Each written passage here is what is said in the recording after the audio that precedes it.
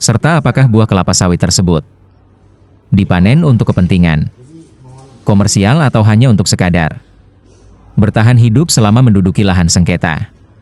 Kedua, Kejaksaan Tinggi Kalimantan Tengah dan, khususnya Kejaksaan Negeri Sampit, diharapkan agar konsisten menjalankan Surat Jaksa Agung Muda Tindak Pidana Umum Nomor B230/E/HP01/2013 tanggal 22 Januari 2013 yang ditujukan kepada Kajati seluruh Indonesia dengan perihal penanganan perkara tindak pidana umum yang objeknya berupa tanah, yang mengungkapkan hal-hal penting terkait indikasi di mana kasus-kasus tanah yang sejatinya perdata dipaksakan dan direkayasa menjadi perkara pidana dengan menggunakan pasal-pasal 170, 263, 266, 378, 385, 406 KUHP.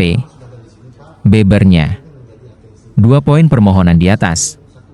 Kami telah menyerahkan permohonan agar Kajati Kalteng memberikan atensi khusus kepada beberapa perkara konkret yang proses hukumnya telah atau sedang berlangsung saat ini yang melibatkan anggota KMH Daya Kalteng berkaitan dengan akar masalah sengketa lahan tanah adat antara kelompok KMH Daya Kalteng melawan perusahaan perkebunan kelapa sawit. Beberapa perkara perdata saat ini proses hukumnya masih berlangsung di peradilan umum yang berpotensi akan dikriminalisasi oleh oknum-oknum Polri.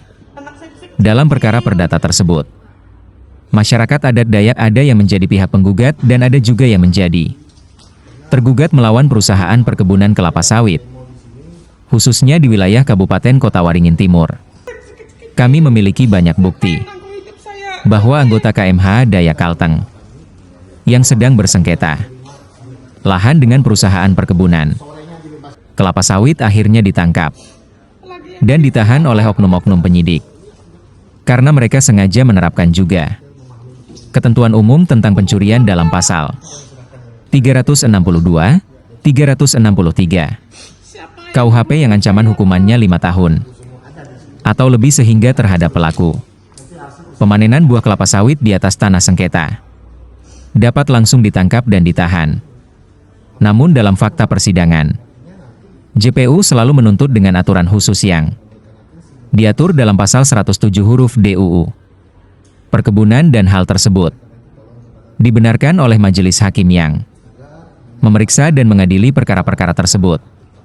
Artinya jika sejak awal tidak terjadi pembiaran pelanggaran asas hukum maka tidak ada warga ditangkap dan ditahan sebab ancaman dalam UU Perkebunan dimaksud maksimal 4 tahun. Kami minta agar Kejaksaan RI Kajati Kalteng menjaga sebagai penegak hukum yang integritas dan profesional dan tidak lagi membiarkan hukum diperkosa. Tutup Sapriyadi, SH. Patroli Sergapnes.id. Iwan Syah.